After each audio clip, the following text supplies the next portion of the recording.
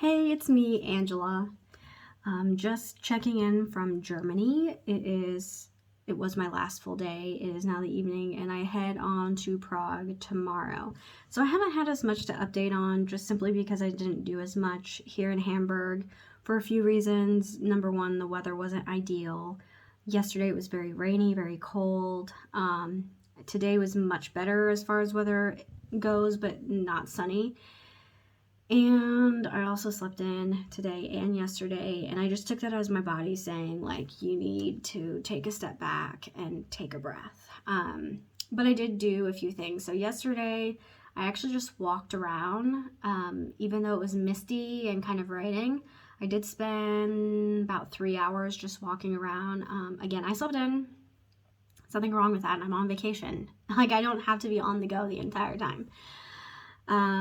So my first video I had attended within Germany, my first video talking about Germany. I went to a basketball game right after stepping off the train, and it was a great time, had some delicious food. So then I kind of just like left my plans open for the rest of the time I was going to be here. I knew I needed to get some assignments done for my grad class, and the weather wasn't going to be great. So I just kind of like did whatever. So yesterday I walked around, and there was actually an option to download like a self-guided tour walking app. So I did that, and I saw a few things that I had seen before, but I got to spend more time like walking around and checking it out and taking pictures. So that was really nice. Like the Rathaus, it's like the city hall. So I had some more time to actually walk in there and look around in the courtyard, because the last time I was in Hamburg we did a bike tour and we didn't have very much time to like just take it all in, and I definitely did not go to all the places that we did on the bike tour. I stopped at a few different churches. Saint Nikolai is one, and then Catherine, I believe it was. So Katerina, it's actually free to go in, and it's still an operable church. Like, they still have service. And it was a Sunday, but I was walking around in the afternoon, so that was no problem. So I was actually able to go in and take a look, and it's like the third most important church that's here in Hamburg. Nikolai is one that it's not a enclosed church. It is one that suffered some damage in the war, but it has been kind of structured to be this open church. It's very beautiful. And then in the crypt is where they actually have the museum. Now, the thing about Sundays in Hamburg is that pretty much nothing is open. Just a handful of things. So when I was walking around, it's like dead. No shops are open, very few restaurants are open. Things like McDonald's and a few like cafes, but very few things. And then I actually ended up in the warehouse district. Found out something really interesting is at some point in the late 1800s, there was a crocodile problem in the canals of Hamburg. So Hamburg is a large port city, second largest port city, or most important in Europe. And at some point, some crocodiles had escaped and ended up in the canals. And it's different than the canals of Amsterdam and Italy in the sense that they're very wide, because the barges would actually come up to these large brick warehouses and be able to unload whatever it was that they had on the barge. So much wider.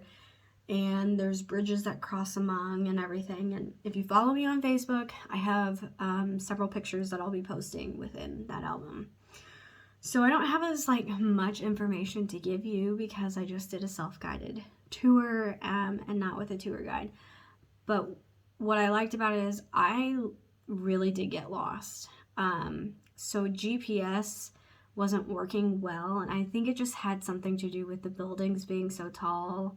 I had to recalibrate several times, and if you've never recalibrated your Google map, basically it tells you low accuracy, and then it prompts you to calibrate, and you basically scan where you're at.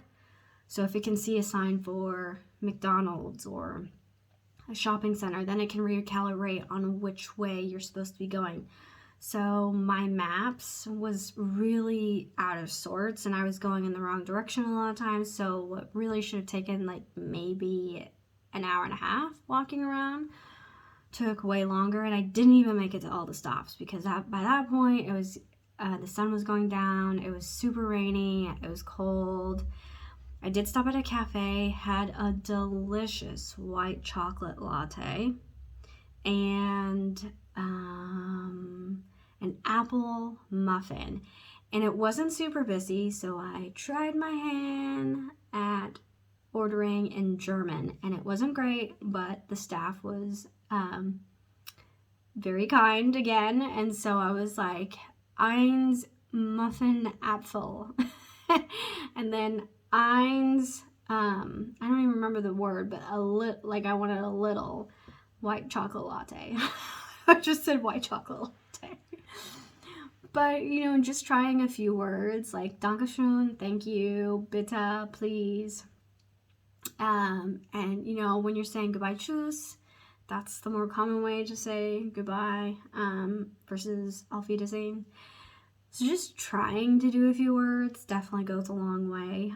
It has been more difficult for me getting around, covering as much ground as it was in Amsterdam. For one thing, Amsterdam a little more compact, and Hamburg a little more spread out, all the things that you want to go see.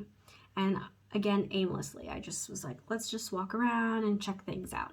So I did see more of the historical points yesterday, things a little more familiar to me.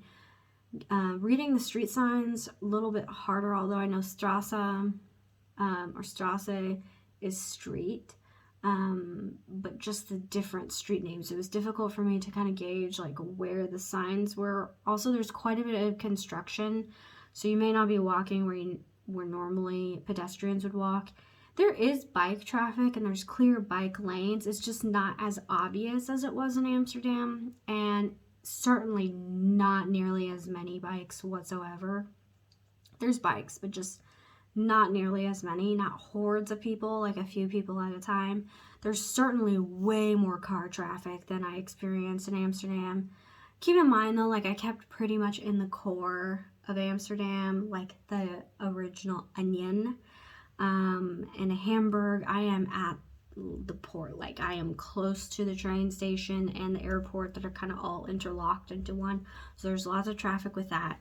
And then I was traveling mostly along a very busy street, so the size of cars visibly different than in Amsterdam. So Amsterdam, way more compact cars, smaller. Here you have more like regular size sedans, some kind of wagons or hatchbacks, and some vans, even some small crossovers. And you see way more cars parked on the street, and there's still like a lot of people walking and biking, just a significantly different ratio, I would say, than Amsterdam. And something else that's a little unique here that I noticed is if you go somewhere that they're serving in plastic cups, or you have a plastic bottle, you can actually turn those in to different places or right there where you got the bottle, and you will get payment back for it. So like the arena that we went to the basketball game, beer, water was all served in plastic cups, and then if you returned all the plastic cups, then you got €1, which is pretty significant for each plastic cup. Some other places it might be like half €1, so like 50 cents, for instance. So then today I noticed more people walking around collecting things. So I chose not to go to the red light district at night during the weekend. Mostly because I had some other things I had to get done, and just because I am alone. And so today, during the daytime, I decided to walk through St. Pauli area where the red light district is, which, funny enough, Yesterday, all the shopping areas were dead on a Sunday because Hamburg has a rule about shops needing to be closed. But then today, during the day, pretty much everything was closed in the red light district, which was fine. And I noticed that there actually is a lot of homeless individuals, and I didn't see anyone really hanging out in that kind of way in Amsterdam. And although like Amsterdam seems a little more free, there's certainly rules. Like I thought it was very bizarre. In a lot of places there weren't signs about don't touch this, don't do this. It was kind of like unspoken that people just knew you don't do those things. But there were some signs like no public peeing, no walking with an open container. But then here in Europe, like I see way more signs about don't touch this, can't go there, can't cross here. But then I see things like homeless people, and I had to start thinking about like Germany has had an influx of immigrants, and after talking to a few people just from different places, like getting work visas are very, very difficult. And so you have a lot of these displaced people that they just don't have a lot of options. So close to where I'm staying is actually a whole neighborhood of like Turkish and Middle Eastern restaurants and shops. And I didn't really realize that because I hadn't really been walking in that direction until today. So today, I'm still doing some walking around. I decided to go to the red light district. And then I had a tour set up at the chocolate museum. And you might think, chocolate museum? The chocolate has a shelf life. And they talk about like how chocolate is made and how it kind of dispersed around Europe and the process it goes through. And along the way, you actually got to try the fruit of the cacao bean. This is pretty tasteless, not much going on there. And then like before the beans roasted, after the beans roasted, after it's been crushed, like different stages. So that was really neat. I had quite a bit of chocolate. But at the beginning, they asked where everybody was from, and I'm like, Kansas. And surprisingly, the tour guide that I had, she was like, wait a moment. Didn't they just win the Super Bowl? I'm like, yeah. And I wasn't going to correct her that technically the Kansas City Chiefs are in Missouri. But that's beside the point. I was just very impressed. And everyone else is pretty much from Denmark and England. And I guess that's because there's a holiday going on right now for them, which makes sense that I've ran into a lot of British people. And then there was one woman originally from Greece, but she lives in Dubai. She's a flight attendant. I got to talk to her quite a bit. And then another girl that I met from Scotland. And then we just kind of connected throughout the tour because we had time to like kind of just chat in between stops. And then we decided, let's go get drinks after. Well, the woman from Greece, she was going to meet up with her flight crew because they were getting ready to leave the next day to go off, they were working. And the girl from Scotland, she was leaving tomorrow as well. And so like all three of us were leaving tomorrow. And she's like, well, do you want to get a drink afterwards? And I was like, yeah, let's do that. So we get done with the chocolate tour, which most important part, we're going to make our own chocolate bars. Isn't it cute? I made this.